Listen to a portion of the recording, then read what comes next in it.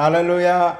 오늘도 좋은 날입니다. 성령님과 함께 복된 하루 되시기를 축복합니다. 더 스티그마 오브 지저스 크라이스트 15일째 예배 사도신경 드림으로 시작하겠습니다. 전능하사 천지를 만드신 하나님 아버지를 내가 믿사오며 그 외아들 우리 주 예수 그리스도를 믿사오니 이는 성령으로 잉태하사 동정녀 마리아에게 나시고 본디오 빌라도에게 고난을 받으사 십자가에 못 박혀 죽으시고 장사한 지 사흘 만에 죽은 자 가운데서 다시 살아나시며 하늘에 오르사 전능하신 하나님 우편에 앉아 계시다가 저리로서 산자와 죽은 자를 심판하러 오시리라. 성령을 믿사오며 거룩한 공회와 성도가 서로 교통하는 것과 죄를 사하여 주시는 것과 몸이 다시 사는 것과 영원히 사는 것을 믿사옵나이다. 아멘. 오늘 말씀 요한복음 3장 1절부터 7절까지입니다. 같이 읽겠습니다. 그런데 바리새인 중에 니고데모라 하는 사람이 있으니 유대인의 지도자라. 그가 밤에 예수께 와서 이르되 라삐여 우리가 당신은 하나님께로부터 오신 선생인 줄 아나이다. 하나님이 함께 하시지 아니하시면 당신이 행하시는 이 표적을 아무도 할 수 없음이니이다. 예수께서 대답하여 이르시되 진실로 진실로 내게 이르노니 사람이 거듭나지 아니하면 하나님의 나라를 볼 수 없느니라. 니고데모가 이르되 사람이 늙으면 어떻게 날 수 있사옵나이까? 두 번째 모태에 들어갔다가 날 수 있사옵나이까? 예수께서 대답하시되 진실로 진실로 내게 이르노니 사람이 물과 성령으로 나지 아니하면 하나님의 나라에 들어갈 수 없느니라. 육으로 난 것은 육이요 영으로 난 것은 영이니 내가 내게 거듭나야 하겠다 하는 말을 놀랍게 여기지 말라. 본문은 예수님과 니고데모의 대화입니다. 니고데모는 어떤 사람입니까? 바리새인이었고 산헤드린 공회원이었습니다. 산헤드린 공회는 대제사장이 의장을 맡고 공회원은 바리새인, 사두개인, 서기관, 장로 등 백성의 대표 70명, 그래서 의장인 대제사장까지 합해서 71명으로 구성되어 있습니다. 로마 통치 하에서도 정치 문제를 제외하고는 유대 사회의 입법과 사법을 총괄하는 최고의 정책 의결 기구였습니다. 설명을 돕기 위해서 굳이 비교하자면 오늘날 각 국가마다 국회의원이 있지 않습니까? 그 국회의원보다 더 힘이 있는 지위였다 이렇게 생각하시면 될 것 같습니다. 게다가 재력도 상당한 사람이었습니다. 그런 그가 예수님을 찾아옵니다. 2절이요. 그가 밤에 예수께 와서 이르되 라삐여 우리가 당신은 하나님께로부터 오신 선생인 줄 아나이다. 하나님이 함께 하시지 아니하시면 당신이 행하시는 이 표적을 아무도 할 수 없음이니이다. 다른 유대 지도자들과는 완전히 다른 모습입니다. 유대 종교 지도자들이 예수님을 죽일 계획을 세우고 있을 때 산헤드린 공회에서 소극적이었지만 반대 의견은 피력하는 모습 또한 볼 수가 있고, 또 예수님께서 십자가에서 돌아가신 후 아리마대 요셉과 함께 비싼 향품을 사가지고 와서 그 예수님의 시신을 요즘으로 표현하면 염했다고 하죠. 시신을 잘 수습하고 안치했던 사람이 니고데모였습니다. 성경의 기록으로만 보자면 예수님의 제자가 되어서 전면적으로 예수님을 따르고 그렇게 살았던 것 같지는 않지만, 어쩌면 성경의 기록은 없지만 나중에 예수님의 십자가의 죽으심과 부활을 목격하고 그분이 하늘로 올려지신 후에 어쩌면 이 니고데모도 예수님의 제자들처럼 복음을 위해 헌신하지 않았을까, 저 혼자 추측을 해봅니다. 아무튼 유대인들과는 완전히 다른 모습으로 예수님을 대합니다. 3절이요. 예수께서 대답하여 이르시되 진실로 진실로 내게 이르노니 사람이 거듭나지 아니하면 하나님 나라를 볼 수 없느니라. 여기서 두 가지 중요한 단어가 나옵니다. 거듭남과 하나님의 나라입니다. 먼저 하나님의 나라를 살펴보면 하나님의 나라는 첫째로 하나님이 통치하시는 영역, 이런 뜻이 있습니다. 그리고 두 번째는 하나님의 다스림을 받는 백성, 그리고 세 번째는 하나님의 다스림을 받는 자체를 하나님의 나라라고 합니다. 성경은 이 세 가지의 모든 내용들이 포함되어 있어서 하나님의 나라를 설명하고 있습니다. 그런데 이 하나님의 나라를 보려면 여기서 본다라고 하는 것은 경험하다, 인지하다, 그리고 참여하다는 뜻입니다. 그래서 하나님의 나라를 본다라고 하는 것은 하나님의 나라를 들어가기 위해서는 이렇게 바꿔 말할 수 있습니다. 하나님의 나라에 들어가기 위해서 어떻게 해야 된다고요? 예수님은 거듭나야 한다고 말씀하고 있습니다. 거듭남은 우리가 한문으로 표현해 보자면 중생이라고 합니다. 거듭 중자에 날 생자입니다. 영어로는 rebirth, 그리고 regeneration 이렇게 표현을 합니다. 그런데 여러분 여기서 주의할 것은 불교에서 쓰는 중생이라는 단어, 무리중자 날생자하고는 다르다고 하는 것을 기억하시기 바랍니다. 다시 태어나는 것입니다. 고린도후서 5장 17절 우리가 아주 잘 아는 말씀이지요. 그런즉 누구든지 그리스도 안에 있으면 새로운 피조물이라 이전 것은 지나갔으니 보라 새 것이 되었도다.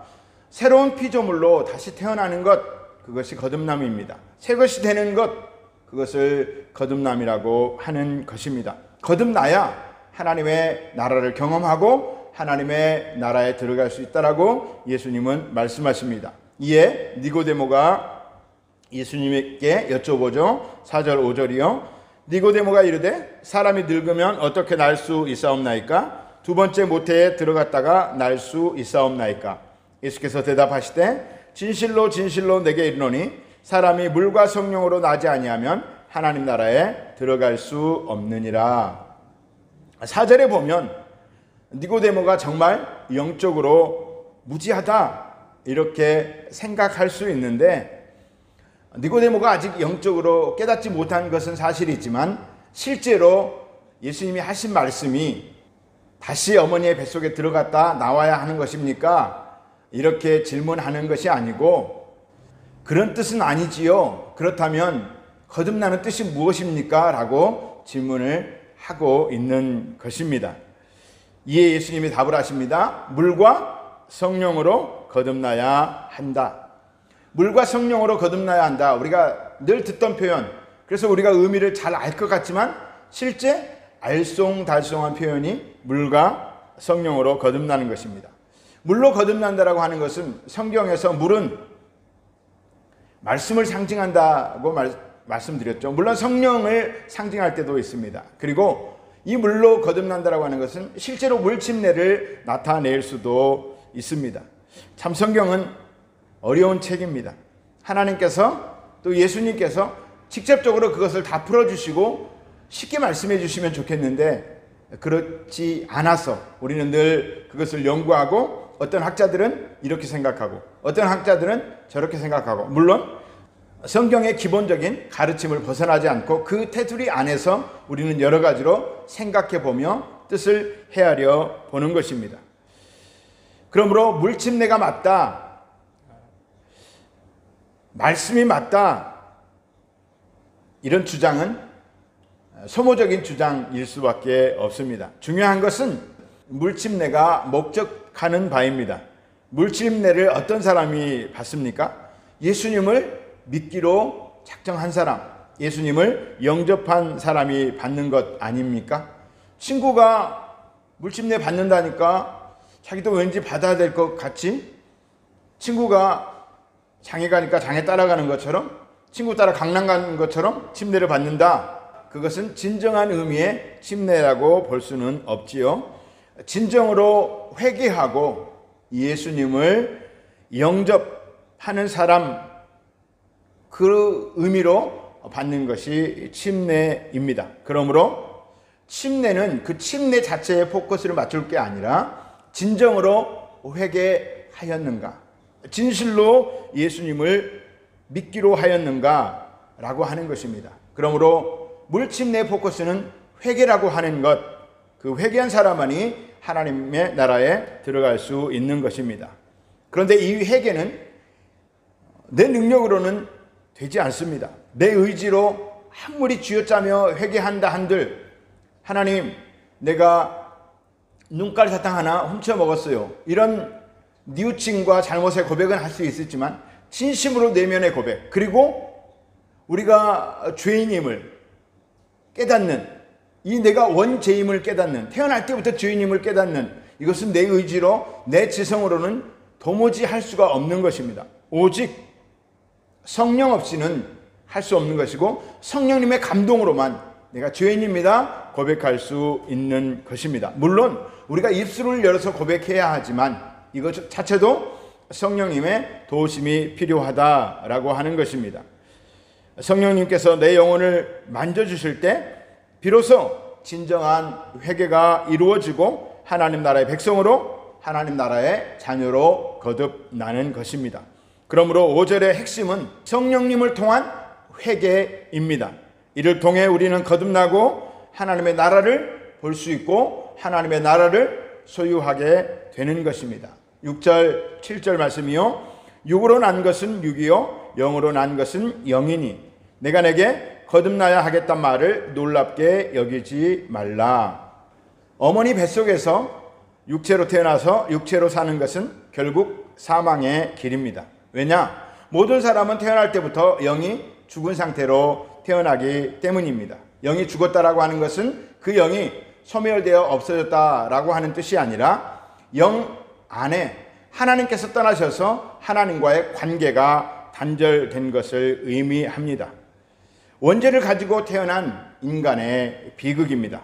그러나 하나님은 우리의 영을 회복할 준비를 하셨으니 그것이 곧 성령님을 통한 회개입니다.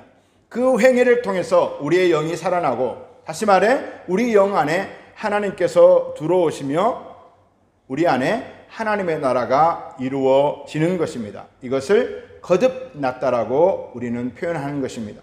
사랑하는 성도 여러분, 우리는 다 거듭난 줄 믿습니다. 우리 안에 하나님의 나라가 임한 줄 믿습니다. 우리 안에 성령 하나님께서 우리의 주인 되셔서 우리를 다스리시고 하나님의 말씀과 뜻대로 살게 하시는 줄 믿습니다. 그리고 우리가 그렇게 거룩하고 복된 삶을 살다가 다 마지막 날에 주님 앞에 서고 천국에서 영생하도록 하나님과 동행하며 그렇게 참 복을 누리는 삶이 되실 줄 믿습니다. 오늘의 묵상입니다. 나는 거듭났는가?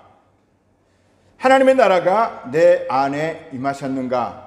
당연히 거듭나셨겠지만 다시 한번 묵상해보고 그 거듭남의 의미, 그리고 하나님의 나라가 내 안에 충만하여서 그 하나님의 나라를 누리고 있는가 묵상하는 복된 하루 되시기를 축복합니다.